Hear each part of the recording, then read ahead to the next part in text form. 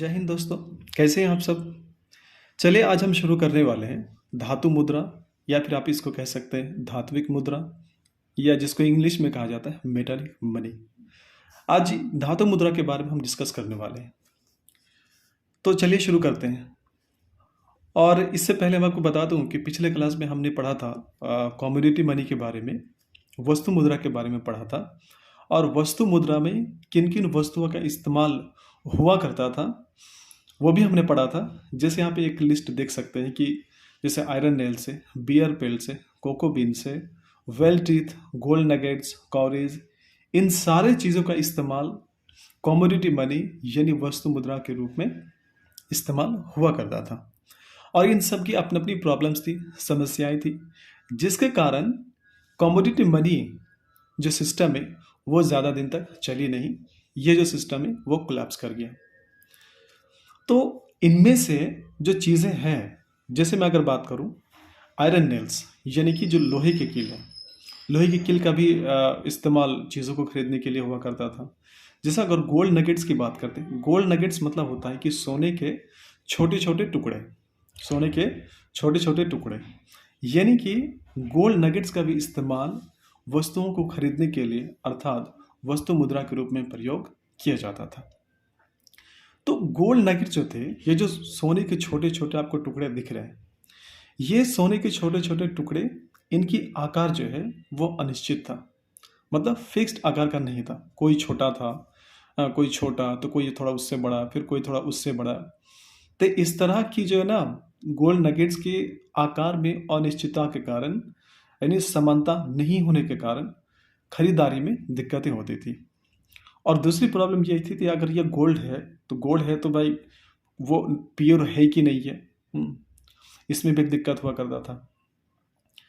इस तरह से लोगों ने सोचा कि अगर इसको अगर पिघला दे, जो गोल्ड नगेट्स है इसको अगर पिघला दूँ तो, और पिघला करके एक सांचे में एक डाई में अगर डाल दूँ और डाल करके समान, यानी कि समान आकार के समान आकार के मेटलिक मनी में अगर परिवर्तन कर दिया जाए, बदल दिया जाए, तो कैसा रहेगा। तो लोगों ने सोचा और फिर इसको क्या किया, ये जो सोने के छोटे छोटे टुकड़े दिख रहे हैं इसको पिघला दिया गया, मेल्ट कर दिया गया। और मेल्ट करने के बाद जो है एक मेटालिक मनी, यानी एक मेटालिक, यानी कि धातु को क्या समान आकार में कन्वर्ट कर दिया गया, यानी कि परिवर्तन कर दिया गया। यूनिफॉर्मिटी तो आ गई, समानता तो आ गई। अब समानता जब आ गई तो क्या हुआ, व्यापारियों और राजाओं ने जो समान आकार के जो मेटालिक मनी थी, धातु मुद्रा, उस पर क्या अपना चिन्ह अंकित कर दिया। चिन्ह अंकित कर दिया मतलब उनका कोई भी सिंबल, कोई भी उनका चिन्ह हुआ करता, चाहे वो राजा खुद होता तो राजा खुद अपना सिंबल जो है अपने उस सिक्के पर अंकित कर देते थे, या फिर कोई उनकी अगर रानी हुआ करते तो रानी का भी उस कॉइन में अंकित कर दिया करते थे, या फिर कोई भी उनके जो देवी देवता होंगे उन सारे चीज़ों को वो अपने सिक्कों पर क्या करते हैं, अंकित कर देते थे। तो जब कोई भी राजा अपने सिक्कों पर अपना कोई सिंबल अंकित करता है तो प्रजा क्या करते हैं, उस राजा के सिक्कों पर विश्वास करने लगेगा, और लोग फिर इन पैसों का, इन सिक्कों का इस्तेमाल चीज़ों को खरीदने के लिए कर सकता है। तो इसी तरह से क्या हुआ, गोल्ड नगेट्स था, उनको मेल्ट कर दिया गया, पिघला दिया गया, और पिघला करके एक सांचे में डाल दिया गया, और सांचे में डाल करके क्या किया, समान आकार के जो मेटालिक कॉइन है उसमें परिवर्तित कर दिया गया। और फिर समान आकार के जब मेटालिक मनी हुआ, मुद्रा हुआ, तो फिर उस पर राजा ने, व्यापारियों और राजाओं ने क्या कर दिया, धातु मुद्रा पर क्या कर दिया, अपना चिन्ह अंकित कर दिया, जिससे लोगों का उस पर विश्वास बढ़ने लगा। तो फिर ऐसे कौन कौन से राजा हैं जिन्होंने अपने सिक्के जारी किए, तो देखते हैं उनकी लिस्ट। इसमें देखिए,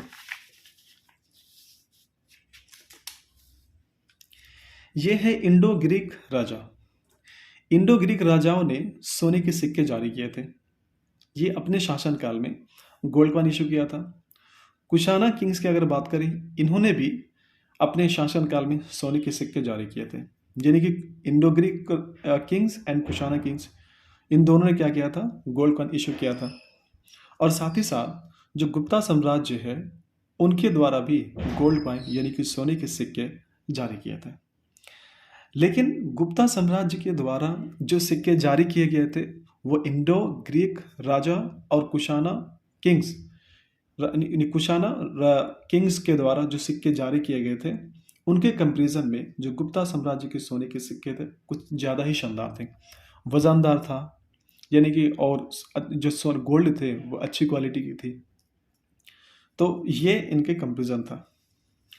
अब आता है जैसे दिल्ली सल्तनत ने सिल्वर टाका का इस्तेमाल किया था। शेर शाह सूरी ने रुपया सिल्वर कॉइन जारी किया था। अकबर ने मुहर जारी किया था। ये सारे राजाओं ने अपने अपने शासनकाल में मेटालिक मनी यानी कि धातु मुद्रा जारी किए थे। अब आता है धातु की यानी मेटल की इंट्रिंसिक वैल्यू। धातु की इंट्रिंसिक वैल्यू यानी कि धातु के अंतर्भूत मूल्य, ये क्या होता है? ये हमने पिछले सेशन में भी पढ़ा था कि अंतर्भूत मूल्य, किसी भी चीज़ का अंतर्भूत मूल्य क्या होता है, यानी कि इंट्रिंसिक वैल्यू क्या होती है। तब ये है ना, मान लेते ये गोल्ड कॉइन है, ठीक है, ये सोने का सिक्का है। ये सोने का सिक्का मान लेते हैं कि 2 रुपया का है ना, 2 रुपये का है। आप चाहे तो इस 2 रुपये के सोने के सिक्के का इस्तेमाल किसी भी चीज़ को खरीदने के लिए आप इस्तेमाल कर सकते हैं। दुकान जाए 2 रुपये का चॉकलेट लेके आ गए। पर अगर आप इस सिक्के का इस्तेमाल पैसे के रूप में अगर नहीं करना चाह रहे हैं, तो आप इसके बारे में क्या कर सकते हैं, इसमें जो सोना है इसको पिघला करके कोई भी ज्वेलरी, कोई भी वेपन, कोई भी आप बर्तन वगैरह इससे बना सकते हैं। तो बना सकते हैं, इसका मतलब ये है कि इसका अंतर्भूत इंट्रिंसिक वैल्यू है।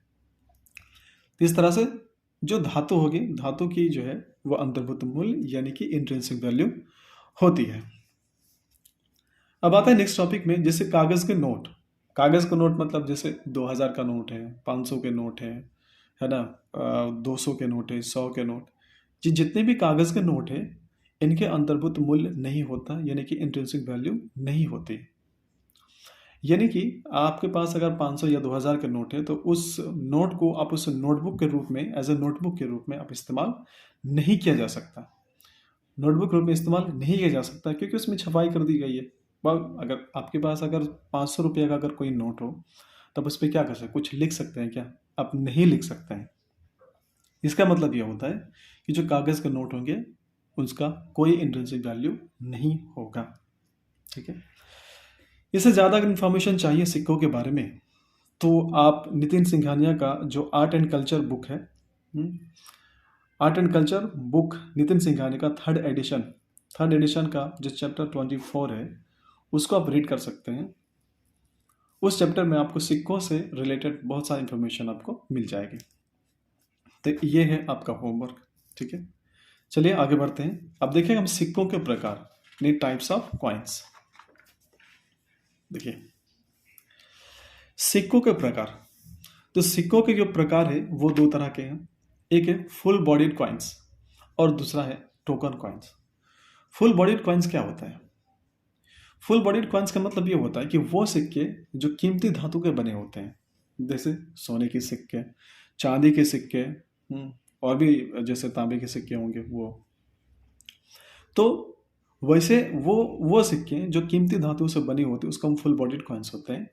और टोकन कॉइन्स का मतलब ये होता है कि क्या कहते हैं कि बहुत ही सस्ती धातुओं का इस्तेमाल करके जिन सिक्कों को बनाया जाता है वो टोकन कॉइन्स ही कहलाते हैं। जैसे आज के ज़माने का 50 पैसे का या फिर आज के ज़माने का अगर 1 रुपये या 2 रुपये अगर सिक्के आपके पास हो तो उसको आप टोकन कॉइन्स कह सकते हैं, क्योंकि उन सिक्कों को बनाने के लिए बहुत ही कम दाम के या फिर सस्ती धातुओं का इस्तेमाल किया जाता है। तो फुल बॉडीड कॉइन्स का एक और जो व्याख्या एक्सप्लेनेशन है वो कौन सा है? एक्सप्लेनेशन ये है, इसकी व्याख्या ये है कि जब इसका अंतर्भूत मूल्य उसके अंकित मूल्य के बराबर या उससे ज़्यादा हो तो उसको फुल बॉडीड कॉइन्स कहते हैं। जैसे यहाँ पे गुप्ता अगर कॉइन की बात करें तो वो 8 ग्राम गोल्ड के बने होते थे।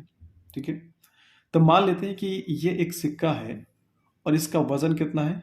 8 ग्राम है। 8 ग्राम है। और ये इस पे फेस वैल्यू लिखे मान लेते हैं कि 5 रुपया लिखा हुआ है। ये 5 रुपये का सिक्का है। इसका वजन कितना? 8 ग्राम। और बने किससे? गोल्ड का। तो जो अंकित होता है ना सिक्कों पर, तो उसको हम कहते हैं फेस वैल्यू, यानी कि अंकित मूल्य। और उनके अंदर जो धातु है, मटेरियल है, मेटल है, उसकी जो वैल्यू होगी उसको हम कहते हैं अंतर्भूत मूल्य। तो मान लेते हैं ये सोने के सिक्के, उस पर अंकित जो फेस वैल्यू 5 रुपये है और ये 8 ग्राम गोल्ड का है। ऐसे पैसे के रूप में इस्तेमाल करके तो मार्केट में 5 रुपये का कोई भी चीज़ खरीद लेंगे। और इसको पिघला करके अगर 8 ग्राम गोल्ड है तो इसको अगर बेचने जाएंगे तो मार्केट में हो सकता है 5 की जगह आपको 500 रुपये मिल जाए। ये खासियत होती है कि इसकी फुल बॉडीड कॉइन्स की होती है। यानी कि इसका एक्सप्लेनेशन ये है कि जब इसका अंतर्भुत मूल्य उसके अंकित मूल्य के बराबर या उससे ज़्यादा हो, तो उसको हम कहते हैं फुल बॉडीड कॉइन्स। जैसा हमने देखा जो गोल्ड कॉइन्स होते हैं वो। फुल बॉडीड कॉइन्स में एक चैलेंज है। चैलेंज क्या है? जिसको चैलेंज में एक है डिबेसमेंट, यानी कि जब कोई भी राजा अपने शासनकाल में सिक्कों को बनाने के लिए पहले के कंपेरिजन में, पहले की तुलना में कम धातु का इस्तेमाल करे। यानी कि यहाँ की अगर मैं बात करूँ, जैसे गुप्ता कॉइन की अगर बात है, तो 8 ग्राम का गोल्ड हुआ करता था। लेकिन 8 ग्राम की जगह अगर 4 ग्राम ही गोल्ड, है ना, 4 ग्राम ही गोल्ड के सिक्के अगर बनाए जाए तो इसको हम कहेंगे डिबेसमेंट। ठीक है।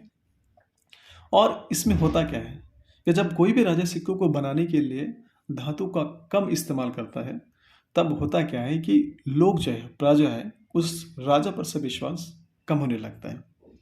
लोगों को लगता है कि यार राजा कमज़ोर होता जा रहा है। तो ये एक राजा के लिए चैलेंज होता है, चुनौती होती है। यह हमने देखा। और उसके बाद जो है ना टोकन कॉइन्स, 50 पैसे के मॉडल का हमने देखा था। और इसका क्या होगा, इसका एक्सप्लेनेशन कैसे करेंगे टोकन कॉइन्स का? तो ये होगा कि इसका जो अंतर्भूत मूल्य होगा उसका अंकित मूल्य से बहुत ही कम होगा। यानी कि अगर 50 पैसे का अगर सिक्के हो, ठीक है, 50 पैसे का अगर सिक्के है और 50 पैसे के सिक्के को अगर पिघला करके उसका जो मेटल आपका हासिल करेंगे, प्राप्त करेंगे, उसको अगर मार्केट में बेचने जाओ तो भाई जितना आप मेहनत किए उसको गलाने के लिए शायद उसकी वैल्यू भी आपको ना मिले। तो इसका मतलब वो होता है जब इसका अंतर्भूत मूल्य उसके अंकित मूल्य से बहुत कम हो, यानी कि बहुत ही सस्ती धातु का इस्तेमाल किया जाता है। ये हो गया। 1330 ईस्वी में, यानी कि 1330 ईस्वी में मोहम्मद बिन तुगलक का टोकन कॉइन, यानी कि उन्होंने अपने शासनकाल में टोकन कॉइन का एक्सपेरिमेंट भी किया था। हालांकि वो सफल नहीं हो पाया। और सफल क्यों नहीं हो पाया ये आप हिस्ट्री में आप पढ़ेंगे, तो ये पॉइंट हो गया। उसके बाद भारतीय आधुनिक सिक्के। भारतीय आधुनिक सिक्के मतलब प्रेजेंट में, वर्तमान में जिन जिन सिक्कों का हम इस्तेमाल करते हैं, कौन कौन से सिक्के हैं, 1 का, 2 का, 5 का, 10 का, 20 का, ये सब के सब जितने भी सिक्के हैं सब के सब क्या है, ये टोकन कॉइन है। मतलब इन सिक्कों को बनाने के लिए बहुत ही कम वजन के या फिर बहुत ही सस्ती धातु का इस्तेमाल किया जाता है। उसमें धातु कौन सी होती है? पता चलता है कि कॉपर और निकल का मिक्सचर होता है। इन दोनों धातु का मिश्रण होता है जिसको क्यूप्रो निकल कहा जाता है ना। और क्यूप्रो निकल की खासियत ये है कि भाई कोई भी अगर जैसे होता है ना, कोई लोग, कोई ऐसे शख्स जिसको अगर इस तरह के सिक्कों को अगर पिघलाना चाहेगा तो जल्दी से ये पिघलेगा नहीं। और अगर पिघला भी दिया तो उसके कंपेरिजन में अगर वो मार्केट में बेचने भी जाए तो उसकी वैल्यू उसको बहुत कम मिलेगी मेहनत के हिसाब से। तो वो डिस्करेज मेल्टिंग, यानी कि बहुत मशक्क़त करनी पड़ेगी इन धातुओं को पिघलाने के लिए। ये था। एक और है कॉइनेज एक्ट। कॉइनेज एक्ट 2011 क्या था? कॉइनेज एक्ट 2011 ये कहता है कि वो जो सिक्कों को पिघलाते हैं इस एक्ट के तहत, यानी कॉइनेज एक्ट 2011 के तहत उसको पनिशमेंट किया जा सकता है। अर्थात कॉइनेज एक्ट 2011 सिक्कों को गलाने पर क्या करता है? प्रतिबंध लगाता है।